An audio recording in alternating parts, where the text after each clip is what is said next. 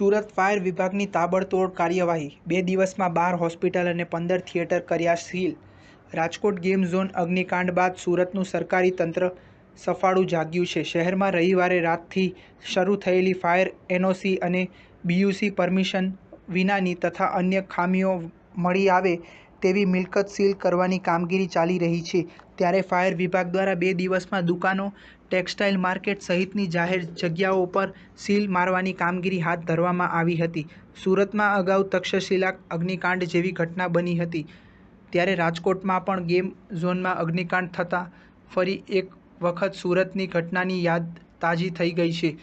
આવી ઘટના ફરી ન બને તે માટે શહેરના ફાયર વિભાગ દ્વારા છેલ્લા 2 દિવસમાં તાબડતોડ કાર્યવાહી કરીને અંદાજે 12 જેટલી હોસ્પિટલોને સીલ કરી છે. આ ઉપરાંત વરાછા સાવણી એસ્ટેટમાં 15થી વધુ થિયેટરને સીલ કરવામાં આવ્યા છે. ફાયર વિભાગ દ્વારા ફાયર સેફટી, બીયુસી તેમજ અન્ય ખામીઓ ધ્યાનમાં રાખીને આજે હોસ્પિટલો, થિયેટરો, દુકાનો પર કાર્યવાહી કરી હતી. મહાનગરપાલિકા દ્વારા અનેકવાર નોટિસ આપવા છતાં પણ ફાયરના સાધનો ન રાખવામાં આવતા આજે કાર્યવાહી કરવામાં આવી છે. હવે ફાયર સેફટી ઉપલબ્ધ કરવામાં આવશે ત્યારે જ આ મિલકતોના સીલ ખોલવામાં આવશે.